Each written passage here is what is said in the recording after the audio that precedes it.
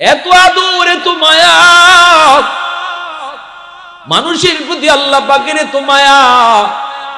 নূহ নবী জায়গা আল্লাহ, ও আল্লাহ মহাপ্লাবন হবে, কয় হ নৌকা বানাও। আল্লাহ পাক রব্বুল আলামিনের নির্দেশে নূহ নবী চলে যায়। মহিলা একজন দিনদার বৃদ্ধা মহিলায় কয়, নবী গো, আযাব আর গজব যখন শুরু হবে আমাকে আপনি ইয়াদ করে নৌকায় তুলে নিয়ে যায়েন। নূহ নবী কয়, ঠিক আছে মা, আমি আপনাকে নিব। কিন্তু নেওয়ার সময় নবী ভুইলা গেছে। নেওয়ার সময় তাম দুনিয়া পানির তলে ডুবে গেল। বড় বড় উঁচা উঁচা বিল্ডিং কিচ্ছু নাই, জমিন কিচ্ছু নাই, সব পানির নিচে, সব ধ্বংস হয়ে গেল। এরপরে নূহ নবীর মনে হইছে, হায় হায়, আমি তো ওই বৃদ্ধা মার কথা ভুলে গেলাম। তিনি তো সব শেষ হওয়ার পরে খোঁজ নিতে আসছেন। হায় রে, জানি না আল্লাহর ওই বান্দি আমার মা কেমন আছেন, আমি তো তার কথা ভুলে গেছি। আসছেন, তারপরও মনের বুঝটা যায় দেখি। আইসা দেখেন তার ভাঙ্গা ঘর এখনো আগের মতোই আছে। আরো আস্তে কোন সুবহানাল্লাহ। নবী বাহির থেকে ডাক দিলেন, মা। মহিলা ভিতর থেকে আওয়াজ দেয়া কয়, নবী গো, আযাব কি শুরু হয়ে গেছে নাকি? সুবহানাল্লাহ, আস্তে কইবেন। আল্লাহর পয়গম্বর সাজদায় পড়ে কান্দে আর কয়, মালিক বুঝি নাই গো মালিক, তামাম দুনিয়া তছনছ করে দিয়েছো, উঁচা উঁচা বড় বড় বিল্ডিং তুমি ধূলিসাৎ করে দিয়েছো, অথচ এই ভাঙ্গা ঘরের কোনো ক্ষতি হলো না। আল্লাহর বান্দি টেরই পায় নাই দুনিয়া যে পানির নিচে ছিল। সুবহানাল্লাহ, আল্লাহর বান্দি টেরই পায় নাই আল্লাহ কেমনে কি হলো বুঝি নাই। তখনই আল্লাহ পাক কয়, রে নূহ, আমার বান্দি কত করে তোমারে কইছিল তুমি তারে নিয়ে যাইতায়, কিন্তু তুমি তো তারে ভুলে গেছো। তোমরা নবী হয়ে উম্মত বলতে পারো, কিন্তু আমি আল্লাহ, আল্লাহ হইয়া বান্দা বান্দি বলতে পারি না। ইল্লাল্লাযীনা আমানু ওয়া আমিলুস সালিহাত ফালাহুম আজরুন গায়রু মামনুন। আল্লাহ পাক রব্বুল আলামিন তিনি পবিত্র কোরআনের সূরাতুত তিনের মধ্যে তিনি উল্লেখ করেন, এরে যুবক, গায়ে তোমার শক্তি ছিল, তুমি 5 ওয়াক্ত নামাজ জামাতে যায় আদায় করেছো। যেই বয়সে তোমার গায়ে শক্তি ছিল তুমি রেগুলার মসজিদে গেছো, নামাজ আদায় করেছো, কিন্তু জামাতের সাথে আদায় করেছো। যেই বয়সে তোমার গায়ে কোনো শক্তি থাকবে না, তুমি ঘরেই নামাজ পড়তে হবে। শরী উজরের কারণে তুমি ঘরেই নামাজ পড়তেছো। আল্লাহ পাক রব্বুল আলামিন তখন তোমাকে ঘরে নামাজ পড়লো, মসজিদে জামাতের সওয়াব আল্লাহ তোমাকে দান করবে। রাতের বেলা ঘুমায় আসো, আল্লাহ পাক বলবে, ফেরেশতারা শুনো, আমার বান্দা যদিও ঘুমায় আছে, যদিও আমার বান্দা ঘুমায় আছে, তবু তার আমল নামায় তাহাজ্জুদের সওয়াব তোমরা উঠায় দাও, কারণ শক্তি যতদিন ছিল ততদিন তাহাজ্জুদ পড়ছে। যেরকম সুবহানাল্লাহ। এখন আমি আল্লাহ তারে দুর্বল করেছি, এখন আমি তার শক্তি কেড়ে নিয়েছি, পারে না, উঠতে পারে না, ঘুমায় আছে। এরপরও তার আমল নামায় তোমরা তাহাজ্জুদের সওয়াব উঠায় দাও। এই যে দেখো আমার বান্দা কোরআন তেলাওয়াত করতে পারে না, কোরআন শরীফ হাতে নিয়ে সে আফসোস করে, চোখের পাওয়ার নাই, কেড়ে নিয়েছে আমি আল্লাহ। আজও যদি আগের মতোই তার চোখে পাওয়ার থাকতো, তবে সে আজও কোরআন তেলাওয়াত করত। যদিও আমার বান্দা কোরআন তেলাওয়াত করতে পারে না, তবুও তার আমল নামায় তোমরা তিলাওয়াতের সওয়াব উঠায় দাও। যখন সুবহানাল্লাহ, আরেক হুজুরে কন্যা সুবহানাল্লাহ। এটা হলো আল্লাহর পক্ষ থেকে ইবাদতের পেনশন। সরকার পেনশন দেয় কি দেয় না? সরকারি চাকরি করলে পরে নির্ধারিত বয়স পর্যন্ত আপনি যখন চাকরি করবেন, এরপরে সরকার আপনাকে খুশি হয়ে কয়, যা এবার তুমি ঘরে বসা থাকো, তোমাকে আমি ঘরে বসে বসে পেনশন দিব। দুনিয়ার সরকার যদি তোমাকে পেনশন দেয়, সকল সরকারের সরকার আল্লাহ। শক্তি যতদিন ছিল গায়ে, তোমার শক্তি যতদিন ছিল, এতদিন যদি সঠিকভাবে আল্লাহর গোলামি করো, যেই বয়সে তুমি শক্তি না থাকার কারণে তুমি পারবা না, দুর্বল, আল্লাহ তোমাকে ঘরে বসাইয়া ইবাদতের পেনশন দিব। প্রশংসা করব কার? একটু জোরে আওয়াজ দিয়ে কন্যা কার? আর একটু জোরে বলেন কার? वहदत की हिफाजत नहीं बेक़ुव्वत बाजू, वहदत की हिफाजत नहीं बेक़ुव्वत बाजू, आती नहीं कुछ कमी हक ले खुदा दाद, आती नहीं कुछ कमी हक ले खुदा दाद।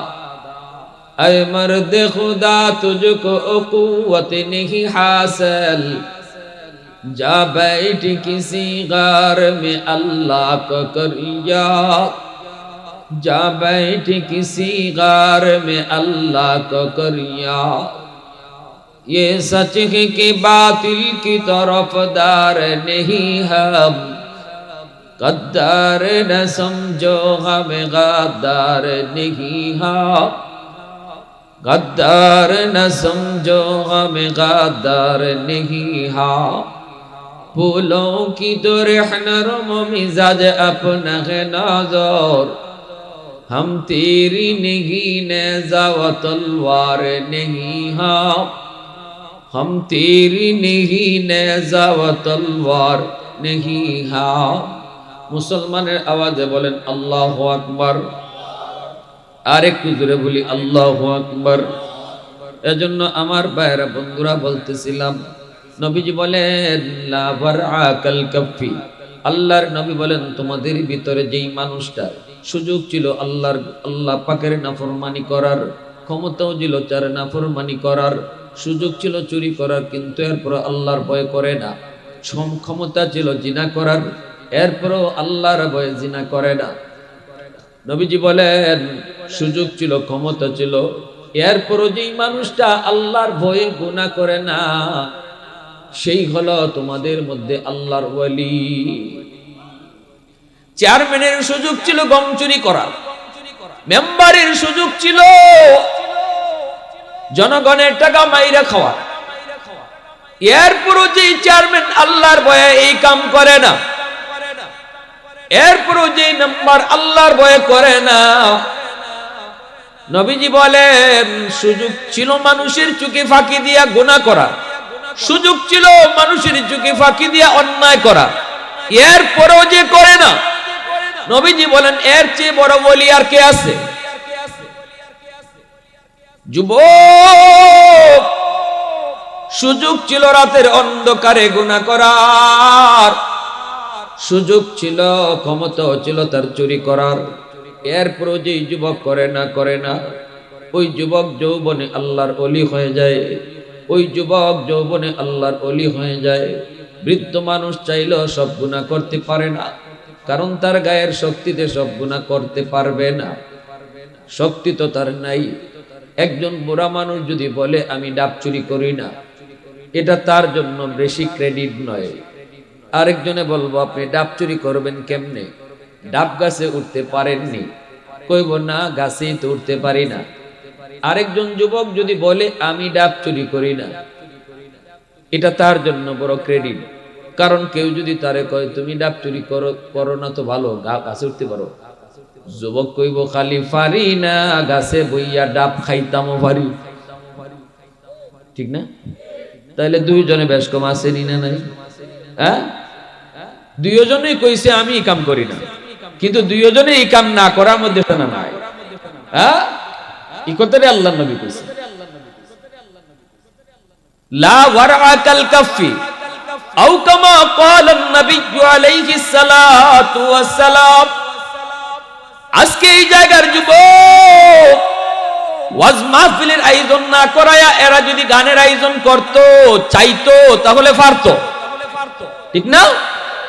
কিন্তু যেই যুবকগুলি কাম করে না, বন্ধুদের সাথে গুনার কাজে যায় না, মা বাবার সাথে বেয়াদবি করে না, মুরব্বীদের সাথে বেয়াদবি করে না, উলামায়ে কেরামের সাথেও বেয়াদবি করে না।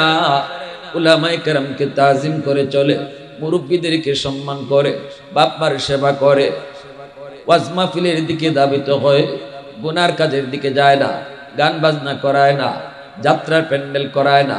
যেই যুবক জিনা ব্যভিচার করে না, যৌবনে তার মাথায় টুপি দেখা যায়, যৌবনে তার মুখে সুন্নত দাড়ি দেখা যায়, যেই যুবক যৌবনে 5 ওয়াক্ত নামাজ মসজিদে যায় পড়ে, ওই যুবক যৌবনেই আল্লাহ পাকের তালিকায় ওলি হয়ে যায়।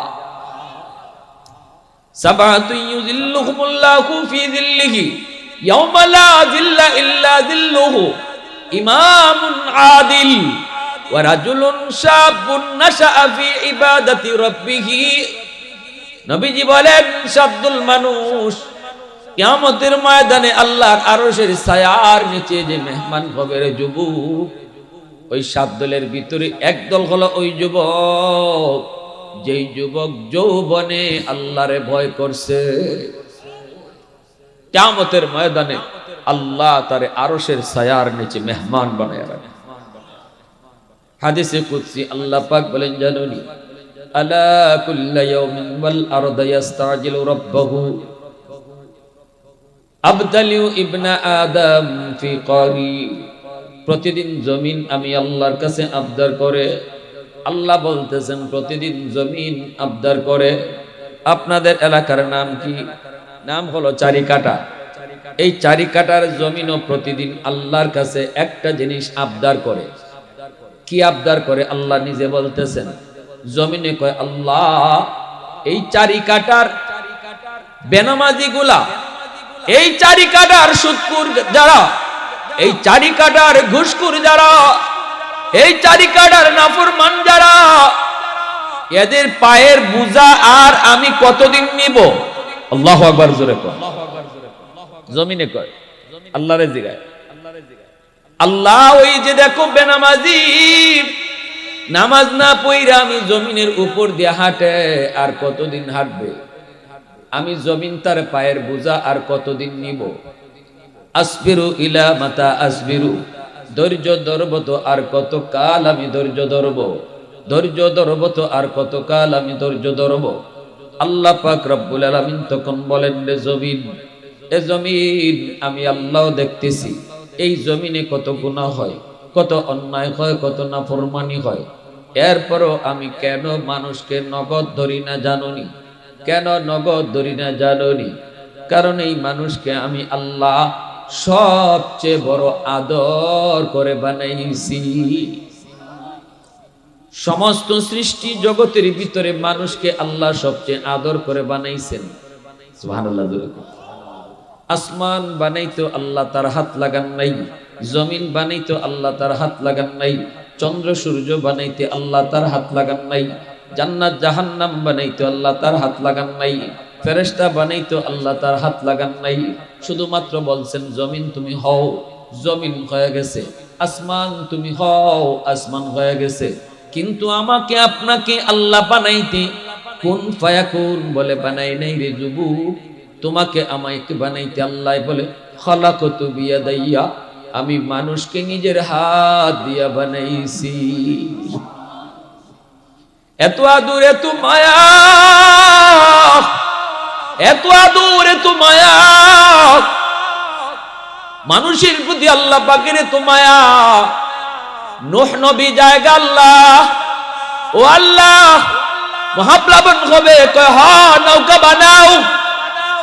আল্লাহ পাক রব্বুল আলামিনের নির্দেশে নূহ নবী চলে যায়। মহিলা একজন দিনদার বৃদ্ধা মহিলায় কয়, নবী গো আযাব আর গজব যখন শুরু হবে আমাকে আপনি ইয়াদ করে নৌকায় তুলে নিয়ে যায়েন। নূহ নবী কয়, ঠিক আছে মা, আমি আপনাকে নিব। কিন্তু নেওয়ার সময় নবী ভুইলা গেছে। নেওয়ার সময় তাম দুনিয়া পানির তলে ডুবে গেল। বড় বড় উঁচা উঁচা বিল্ডিং কিচ্ছু নাই, জমিন কিচ্ছু নাই, সব পানির নিচে, সব ধ্বংস হয়ে গেল। এরপরে নূহ নবীর মনে হইছে, হায় হায় আমি তো ওই বৃদ্ধা মার কথা ভুলে গেলাম। তিনি তো সব শেষ হওয়ার পরে খোঁজ নিতে আসছেন। হায়রে, জানি না আল্লাহর ওই বান্দি আমার মা কেমন আছেন, আমি তো তার কথা ভুলে গেছি। আসছেন, তারপরও মনের বুঝটা যায় দেখি। আইসে দেখেন তার ভাঙ্গা ঘর এখনো আগের মতোই আছে। আরো আসতে কোন সুবহানাল্লাহ। নবী বাহির থেকে ডাক দিলেন, মা। মহিলা ভিতর থেকে আওয়াজ দেয়া কয়, নবী গো, আযাব কি শুরু হয়ে গেছে নাকি? সুবহানাল্লাহ, আস্তে কইবেন। আল্লাহর পয়গম্বর সাজদায় পড়ে কান্দে আর কয়, মালিক বুঝি নাই গো মালিক, তামাম দুনিয়া তছনছ করে দিয়েছো, উঁচা উঁচা বড় বড় বিল্ডিং তুমি ধূলিসাৎ করে দিয়েছো, অথচ এই ভাঙ্গা ঘরের কোনো ক্ষতি হলো না। আল্লাহর বান্দি টেরই পায় নাই দুনিয়া যে পানির নিচে ছিল। সুবহানাল্লাহ। আল্লাহর বান্দি টেরই পায় নাই আল্লাহ কেমনে কি হলো বুঝি নাই। তখনই আল্লাহ পাক কয়, রে নূহ, আমার বান্দি কত করে তোমারে কইছিল তুমি তারে নিয়ে যাইতায়, কিন্তু তুমি তো তারে ভুলে গেছো। তোমরা নবী হয়ে উম্মত বলতে পারো, কিন্তু আমি আল্লাহ আল্লাহ হয়ে বান্দা বান্দি বলতে পারি না। নবী তার উম্মত বলতে পারে, কিন্তু আমি আল্লাহ আমার বান্দা বান্দি বলতে পারি না। কারণ এই মানুষকে আমি আল্লাহ বড় নিজের হাত দিয়ে আদর করে বানাইছি। এই কপালটার এত দাম, যেই কপালটা আল্লাহ বানাইছে নিজের হাত দিয়া শুধু সেজদার জন্য, আল্লাহর কদমে সেজদার জন্য শুধু কপালটা আল্লাহ নিজের হাত দিয়া বানায় দিছে। এজন্য রে যুবক, আল্লাহ পাক রব্বুল আলামিন এই জমিনকে দমক দিয়া কয়, রে জমিন শুন, কি হয়েছে তোর? তোর মন কি চায়? জমিন কয়, আবতালিউ ইবনা আদম ফি করি। মন চায় বেনামাজি গুলাকে গিলে ফেলবো, মন চায় সুদখোরকে আমি জমিন গিলে ফেলবো, মন চায় ঘুষখোরকে আমি জমিন গিলে ফেলবো, মন চায় বেপরদায় যেগুলা চলে এগুলারে আমি জমিন গিলে ফেলবো। আল্লাহ পাক কয়, থাম, সাবধান, আর কথা বলবি না, আমার আর আমার বান্দা বান্দির মাঝখানে নাক গলাবি না। আল্লাহু আকবার। গুনাহ যদি করে তো করছে, আমি আল্লাহর, তোর কি? সুবহানাল্লাহ, জোরে বলেন। আমি আল্লাহ তো অপেক্ষা কোথায় কোন জায়গায় জানি যায় আমার বান্দা চোখের পানিটা ফলে কয়, আল্লাহ ভুল করে ফেলেছি, ও মালিক বহু অন্যায় করে ফেলেছি। মনে মনে ভাবছিলাম নামাজ পড়ব, বয়স একটু 12 বৃদ্ধ হই, দাড়ি মুছে একটু কালো সাদা হোক, এরপরে নামাজ ধরবো। কিন্তু মালিক চোখের সামনে দেখলাম বন্ধু কবরে চলে গেল। ডান দিকে তাকাইলে দেখি খেলাধুলার সাথী কবরে, বামে তাকাইলে দেখি আমার লেখাপড়ার সাথী কবরে। আল্লাহ, তারও জীবনে এমন ইচ্ছা ছিল নামাজ ধরবো, নামাজ পড়বো, কিন্তু আর জীবনে নামাজ ধরা হয় নাই। এর আগেই তার মৃত্যুর ডাক চলে এসেছে। আমার জানি কখন জানি আজরাইলের হাতে আমিও ধরা পড়ে যাই গো মালিক। তওবা করলাম, আর জীবনে কোনোদিন নামাজ ছাড়বো না, আর জীবনে মা বাবার কলিজায় ব্যথা দিব না, আর জীবনে কোনোদিন নাফরমানি করবো না। আল্লাহ কই, এতটুকু কথার অপেক্ষায় আছি আমি আল্লাহ। যখন যে জায়গায় যে অবস্থায় আমার বান্দা এই কথাটা অন্তর দিয়া বলবে, কাউকে শোনাইতে হবে না, মুয়াজ্জিনের হাত ধইরা কইতে হবে না, ইমাম সাহেবের হাত ধইরাও তওবা করতে হবে না, চেয়ারম্যানের হাত ধইরাও তওবা করতে হবে না। দিলে দিলে শুধু বলবে, দিলের কথাটা আমি আল্লাহ শুনবো। মুহূর্তের ভিতরে তার तमाम জিন্দেগীর গুনাহ মাফ করে ওলির তালিকায় নাম উঠায় দিব। ইল্লা মান তাবা ওয়া আমানা ওয়া আমিলা আমালান সালিহা ফাউলাইকা ইউবাদদিলুল্লাহু সাইয়্যাতিহিম হাসানাত ওয়া কানাল্লাহু গফুরার রহিমা। আল্লাহ পাক কয়, তওবাকারীর তওবা আমি আল্লাহ এমন ভাবে কবুল করি, তার জিন্দেগীর গুনাহকে নেকি দ্বারা পাল্টায় দেই। কথা বলে, তার জিন্দেগীর গুনাহকে আমি আল্লাহ নেকি দ্বারা পাল্টায় দেই। তওবাকারীর তওবা আল্লাহ এমন ভাবে কবুল করে, গুনাহ নেকি হয়ে যায়। সুবহানাল্লাহ, জোরে কোন। এজন্যই হযরত আবু বকর সিদ্দিক রাদিয়াল্লাহু তাআলা আনহু ওমর ফারুক রাদিয়াল্লাহু তাআলা আনহুকে বলতেছেন, ভাই ওমর, তোমার জিন্দেগীর নেকি আমি আবু বকরের চেয়ে বেশি। হযরত ওমর বলেন, ভাই আবু বকর এটা কেমনে, কিভাবে একটু বুঝায় কও, তুমি তো হলে নবীর পরে উম্মতের ভিতরে শ্রেষ্ঠ, তোমার নেকি তো সবচেয়ে বেশি, তাহলে আমার চেয়ে বেশি হলো কেমনে, আমার আমার নেকি বেশি হলো কেমনে? এই কথা বলতেই হযরত আবু বকর বলেন, কোরআনের আয়াত থেকে আমার মনে হয়, আল্লাহর কোরআনের আয়াত, এই আয়াত থেকে আমার মনে হয় তোমার নেকি আমার চেয়ে বেশি। দলিল হলো কোরআনের আয়াত। কোন আয়াত? কয় ইল্লা মান তাবা ওয়া আমানা ওয়া আমিলা আমালান সালিহা ফাউলাইকা ইউবাদদিলুল্লাহু সাইয়্যাতিহিম হাসানাত। আল্লাহ তওবাকারীর তওবাকে এমন ভাবে কবুল করে, তার জিন্দেগীর গুনাহকে আল্লাহ নেকি দিয়া পাল্টায় দেয়। তাহলে গুনাহ যার যত বেশি হয়, তওবা করার উসিলায় এই গুনাহগুলা যদি আবার নেকি হয়ে যায়, তাহলে নেকিও তো বেশি হয়ে যায়। আমি আবু বকরের চেয়ে তুমি ওমরের গুনাহ বেশি ছিল, এটা ঠিক না? হয়তো তোমার হ ইসলাম গ্রহণ করার আগে আপনি আবু বকর কত অন্যায় করেন নাই, আমি ওমর যত অন্যায় করছি। বলে এটা ঠিক তো? হয় এটা ঠিক। তাইলে এবার বুঝো, আল্লাহ কইতেছে ঈমান আনার পরে যখন তওবা করে, তখন পিছনের জীবনের যত গুনাহ আছিল এই সব গুনারে আল্লাহ নেকি দিয়া বদলাইয়া দেয়। যদি তাই হয়, তাহলে তোমার জীবনের যত গুনাহ সব তো আল্লাহ নেকি বানাইয়া দিয়েছে। হযরত ওমর কয়, বুঝলাম না, কথা তো ঠিক হই, কিন্তু এটা মানি কেমনে? হযরত ওমর বলেন, তাহলে এক কাম করেন, এত তর্ক করে লাভ নাই। আমি আবু বকর, আমি ওমর বলতেছি, আপনি আবু বকরের জিন্দেগীর সব নেকি লাগবে না, আপনি শুধু আমাকে এক রাতের নেকি দিবেননি। হযরত ওমর বলতেছেন, আপনি আবু বকর শুধু আমাকে এক রাতের নেকি যদি দেন, আমি আপনাকে আমার জিন্দেগীর সব নেকি দিয়ে দিব। আবু বকর বলে, ভাই ওমর, কোন রাতের কথা তুমি বলো? হযরত ওমর বলেন, সেই রাত হলো আমার নবীর সাথে হিজরতের রাত। যেই রাতে তুমি আমার মায়ের নবীকে নিয়ে হিজরত করেছো, ওই রাতের নেকিটা যদি আমাকে দাও, আমি ওমর আমার জিন্দেগীর সব নেকি তোমাকে দিয়ে দিব। এইবার হযরত আবু বকর সিদ্দিক বলেন, ভাই উমর, এত সুন্দর কথা তুমি রাখছো, এখন আমি কেমনে কি বলবো, আমি কিছুই বুঝি না। ওই রাতে আমার কি পরিমাণ নেকি হয়েছে তাও জানি না, হিজরতের রাতে আমার কেমন নেকি হয়েছে, কি পরিমাণ নেকি হয়েছে তাও তো আমি জানি না। জানলে তো আমি তোমার সাথে বদলা বদলি করতাম। চলো আমরা আল্লাহর নবীর কাছে যাই, নবীজির কাছে যাই আমরা এটা জানবো। হযরত ওমর বলেন, আবু বকর, আল্লাহর নবীর কাছে পরে যাও, রাতটা তুমি আগে বুঝছো নি? বলে বুঝছি তো। ওই রাত, যেই রাতে আমার নবীর জন্য তুমি অপেক্ষায় দাঁড়ানো, শুধু অপেক্ষায় নয়, 40টা রাত তুমি বিছানায় পিঠ লাগাও নাই, কখন জানি নবী আইসা তোমারে ডাক দেয়। গভীর রাতে নবী আইসে দরজার কিনারায় ডাক দেয়, আবু বকর। সাথে সাথে তুমি দরজা খুলে দিলে। নবী জিজ্ঞেস করে, আবু বকর, এত তাড়াতাড়ি তুমি দরজা কেমনে খুলছো? তুমি কি ঘুমাও নাই? সেদিন তুমি বলেছিলে নবী গো, আজ থেকে 40 দিন আগে আপনি বলেছিলেন আবু বকর হিজরত করতে হবে যে কোনো এক রাতে, প্রস্তুত থাইকো।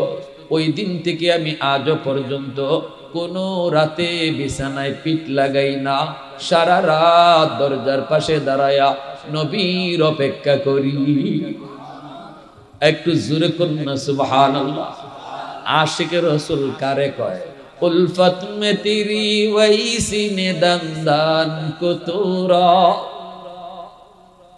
उल्फत में तेरी वैसी ने दंदान को तोरा, वो बकर उमर नक्श कदम तेरा न छोड़ा, वो बकर उमर नक्श कदम तेरा न छोड़ा, अशाक नबी वाक़ी असरार मदीना, सुल्तान का सुल्तान है सुल्तान मदीना, सरकार का सरकार है सरकार मदीना, गुलजार का गुलजार है गुलजार मदीना। अल्लाह ने मक्का ही में ये काबा बनाया, इस काबा का काबा तेरी मरकद को बनाया। अल्लाह ने मक्का ही में ये काबा बनाया, इस काबा का काबा तेरी मरकद को बनाया। ऐसा लम्हा जी चले जा राह मदीना, सुल्तान का सुल्तान है सुल्तान मदीना। सरकार का सरकार है सरकार मदीना। गुलजार का गुलजार है गुलजार मदीना। मोहब्बतेर साथे आवाज दिया बोलेन अल्लाहु আকবার। আর একটু জোরে কোন আল্লাহু আকবার।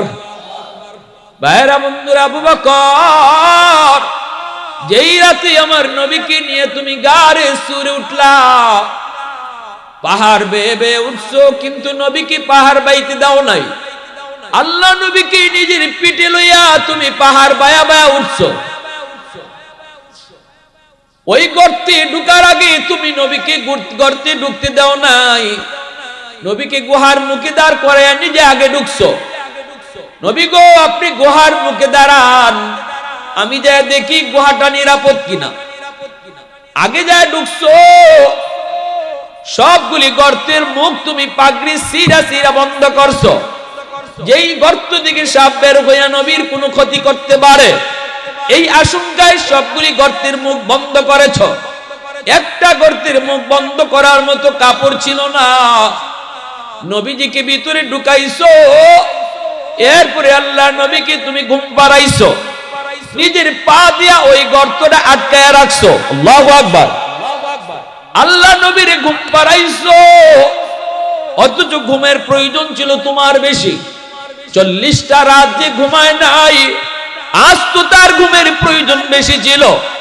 নিজে না ঘুমায়া নবীরে ঘুম পাড়াইছো, গর্তের মুখটা পা দিয়া ঢেকে রাখছো। ওই গর্তেই ছিল বিষাক্ত সাপ। এই সাপ তোমার পায়ে দংশন করলো, বিষের যন্ত্রণায় তুমি ছটফট।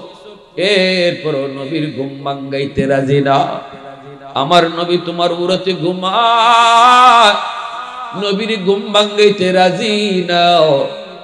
বডিটা নড়াচড়া করো না, বিষের যন্ত্রণায় তোমার কলিজা ফেটে যায়। এরপর বডি নড়াচড়া করো না, কারণ নড়াচড়া করলে আমার মায়ার নবীর ঘুম ভেঙে যাবে। তোমার চোখের এক ফোঁটা পানি নবীর পবিত্র গালে পড়লো, নবীজির ঘুম ভেঙে গেল। আল্লাহ নবী উইটে কয়, আবু বকর কাঁদো কেন? চেহারা তো আবু বকরের কালো হয়ে গেছে, বিষাক্ত সাপের বিষ। আল্লাহ নবী কয়, আবু বকর কি হয়েছে? বলে, ইয়া রাসূলুল্লাহ, মনে হয় পায়ের মধ্যে সাপে কামড় দিয়েছে গো নবী। আল্লাহর নবীর সাথে সাথে লব মোবারক হাতে নিয়ে তিনি এই জায়গায় লাগায় দিলেন। নবীর লবের মধ্যে কি পরিমাণ ওষুধ, অ্যান্টিবায়োটিক আল্লাহ পাক রাখছেন, লাগানো মাত্রই বিষাক্ত সাপের বিষ পানি হয়ে গেল। নবীজি ডাক দেয়, সাপরে দাঁড়া, উঠ। আমার আবু বকরে কেন কামড় দিলি? আল্লাহ সাপের জবান খুলে দিয়েছে। সাপে কয়, নবী গো, আমি এখানে থাকতাম না, আমি ওই যে খেজুর বাগান, ওই খেজুর বাগানে থাকতাম। আমি আপনাকে এক নজর দেখার জন্য নিজের বাড়ি বাগান সাইরা এই গুহায় আইছি, এক নজর শুধু আপনারে দেখব। কিন্তু আপনার আবু বকরের পায়ের কারণে বের হতে পারি না। আবু বকর পা দিয়ে আমার মুখটা ডাইকা রাখছে, গর্তের মুখটা ডাইকা রাখছে, বের হতে পারি না। অন্য কোথাও বের হওয়ার কোনো রাস্তাও নাই। বাধ্য হয়ে আমি আপনার আবু বকরের পায়ে কামড় দিছি। এরপরে আমি একটু বের হয়ে আপনার নুরানি চেহারাটা দেখছি গো নবী। এটি আমার অপরাধ, এই অপরাধে যা শাস্তি দিবেন আমি শাস্তি মেনে নিব। একটু আওয়াজ দেখুন না সুবহানাল্লাহ। আল্লাহ নবী রহমতের নবী। আবু বকর কই, ভাই উমর, ওই রাতের নেকি যদি তুমি চাও আর তোমার জিন্দেগীর সব নেকি যদি আমাকে দিতে চাও, তাহলে চলো নবীর কাছে যাই। কারণ ওই হিজরতের রাতে, এক রাতে আমার কি পরিমাণ নেকি হয়েছে আমার জানা নাই। দুজন চলে আসলেন নবীজির দরবারে। আল্লাহর নবীর কাছে জিজ্ঞেস করেন, নবীজির কাছে জিজ্ঞেস করেন, আবু বকর সিদ্দিক, নবী গো, আমরা জীবনের নেকি বদলা বদলি করতে চাই। উমর তার জিন্দিগির সব নেকি আমাকে দিতে চায়, বিনিময়ে আমার জিন্দিগির সব নেকি সে চায় না, শুধু এক রাতের নেকি চায়। অথচ ওই রাতে আমার কেমন নেকি হয়েছে, কি পরিমাণ নেকি হয়েছে আমি জানি না। আল্লাহ নবী আবু বকর, কোন রাতের নেকি উমরে চায়? সিদ্দিক বলে, হিজরতের রাতের নেকি চায়। আল্লাহ, মায়ার নবী দয়ার নবী কয়, আবু বকর, এটা তোমাদের ব্যাপার, তোমরা বদলা বদলি করবা কি করবা না এটা তোমাদের ব্যাপার, আমি জানি না। তবে যেটা জানতে চেয়েছো, ওই রাতে তোমার কি পরিমাণ নেকি হয়েছে এটা বলি।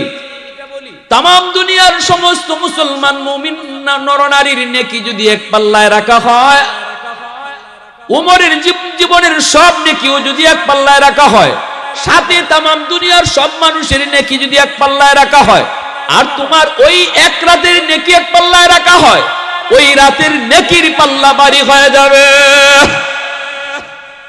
सिद्दीक तेरा नाम से इस्लाम रहेगा, सिद्दीक तेरा नाम से इस्लाम रहेगा, दुनिया की सदाकत में तेरा नाम रहेगा, दुनिया की सदाकत में तेरा नाम रहेगा, फारूक तेरा नाम से इस्लाम रहेगा, दुनिया की अदालत में तेरा नाम रहेगा, उस्मान तेरा नाम से इस्लाम रहेगा, दुनिया की सखावत में तेरा नाम रहेगा, दुनिया की सखावत में तेरा नाम रहेगा, हैदर तेरा नाम से इस्लाम रहेगा, दुनिया की शजाअत में तेरा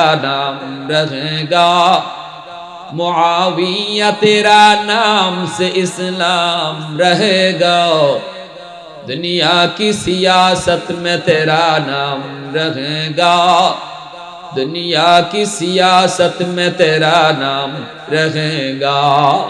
मुसलमान आवाज़े बोलें अल्लाहु अकबर। এজন্য আল্লাহ পাক রব্বুল আলামিন কয়, এরে জমিন শোন, আমার আর আমার বান্দা বান্দির মাঝখানে তোরা কেউ নাক গলাবি না। আমি তো আমার বান্দার তওবার অপেক্ষায় আছি, কখন কোথায় কোন জায়গায় জানি যে আমার বান্দা তওবা করে। যদি দিল থেকে শুধু বলে, এতটুকু যদি দিল থেকে বলে আমি শুধু তার গুনাহ মাফ করব তা না, বরং গুনাহগুলির নেকি দ্বারা পাল্টায় দিব। তো তুমি জমিনের এত পাগল হওয়ার কারণ কি যে তুমি একবারে আমার বান্দা বান্দিরে গিল্লে খাই লিবা, একবারে জিন্দা খাই লিবা, বেনামাজিরে জিন্দা কবর দিলাইবা, সুদকুর ঘুষকুরে জিন্দা গিল্লে লাইবা? এগুলা তোমার এত মাথা ব্যথা কেন? আমার বান্দা গুনাহ করলে তো আমার করতেছে, আমিই মাফ করে দিই। সুবহানাল্লাহ। আল্লাহ বলে, শোনো, যতদিন পর্যন্ত জমিনে চার দল থাকবো ততদিন আমি জমিন টিকায় রাখবো।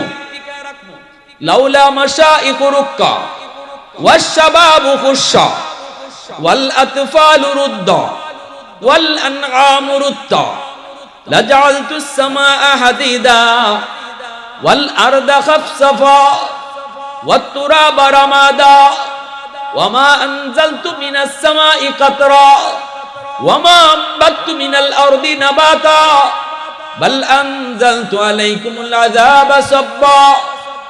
আল্লাহ বলে, জমিনে যতদিন চার দল থাকবো আমি আল্লাহ জমিন ততদিন টিকায় রাখবো।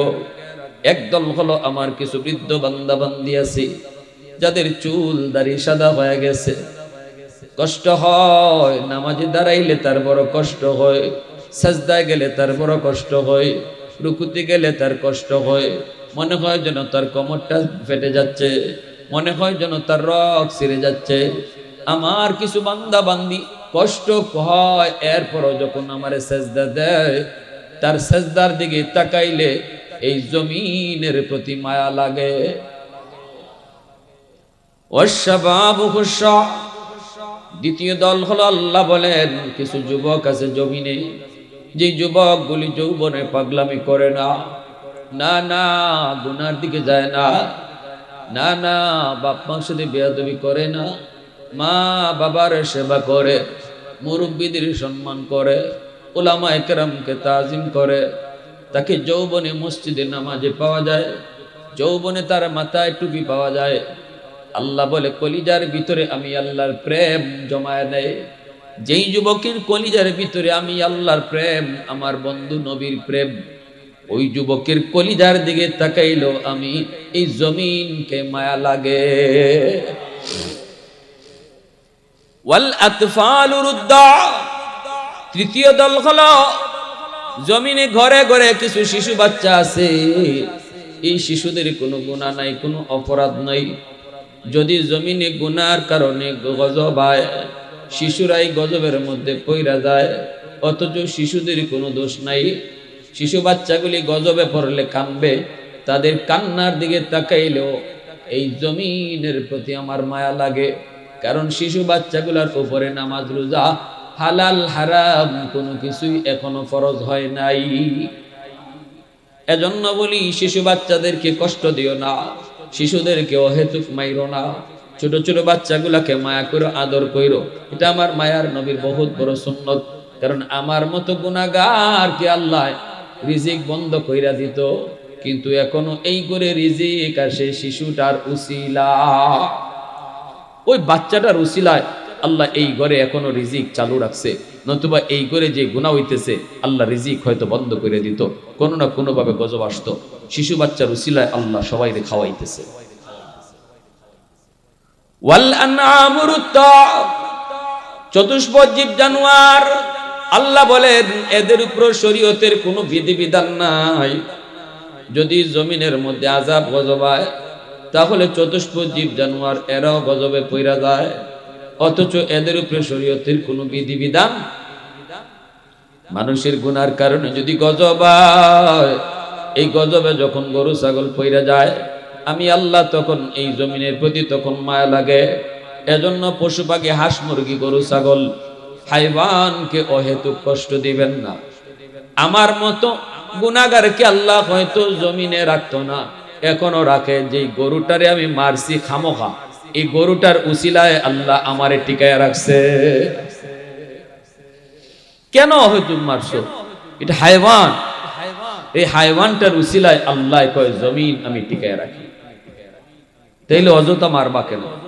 আল্লাহ এবার গুসা করে কয় এই চারজন যদি না থাকতো লা জাআলতুস সামা আহাদিদা, আসমান আমি লোহা বানায় দিতাম, ওয়াল আরদা খাফসাফা ওয়াত তুরাবা রামাদা, জমিন তামা বানায় দিতাম, ওমা আনজালতু মিনাস সামাই কাতরা, একটা রহমতের বৃষ্টি জমিনে দিতাম না, ওমা আমবাততু মিনাল আরদি নাবাতা, কোন শস্য জমিনে হইতো না, বাল আনজালতু আলাইকুমুল আযাবা সাব্বা, পরপর পরপর জমিনে খালি গজব আইতো, শুধু এই চার দলের কারণে। যুবক, তুমি তোমারে চিনো না, তুমি তোমারে চিনো না। তোমার মতো একজন নামাজি যুবকের খাতিরে আল্লাহ জমিন টিকায় রাখছে। এজন্য আল্লাহ পাক পবিত্র কোরআনের সূরাতুত তিনের মধ্যে বলেন, কসম, যেই বয়সে তোমার কেউ দাম দিবে না, বৃদ্ধ বয়স, ঘরের মানুষও তোমার দাম দিবে না, সমাজের মানুষও তোমার দাম দিবে না, বলবে তুমি বুড়া হয়ে গেছো, এত কথা কইও না, এত বুঝছো না, এখন বেশি এখন এত জোরে চিৎকার করো না, এত জোরে হাউক দিও না, এখন বুড়া হয়ে গেছো। কেউ তোমারে দাম দিতে চাইবে না, ছেলেরাও তোমারে দাম দিতে চাইবে না, বউর কাছেও তোমার তেমন দাম থাকবে না। আল্লাহ কয় যদি যৌবনে ইবাদত করো, যেই বয়সে কেউ দাম দিবে না, এই বয়সে আমি তোমারে দামি বানায় দিব, আমার কাছে খালি দাম বাড়বই। এজন্য উলামায়ে কেরাম যত বৃদ্ধ হয় তত সম্মানী হয়, ঠিক না ভাই? উলামায়ে কেরাম যত বয়স বাড়ে তত সম্মান আল্লাহ বাড়ায়। কারণ যৌবনে ইবাদত যে করে সে যত বয়স বাড়ে আল্লাহ তাকে দুনিয়ার মানুষের কাছে সম্মানী বানায় দেয়। তাহলে দরকার আসেনি না নাই ইবাদত? গায়ে শক্তি থাকা অবস্থায় ইবাদত দরকার আসেনি না নাই? হ্যাঁ, কারা কারা করতে রাজি আছেন একটু হাত উঠে আল্লাহরে দেখা। আল্লাহ তুমি কবুল করো, জোরে কোন আমিন। আরো জোরে বলেন আমিন, আরো জোরে কোন আমিন।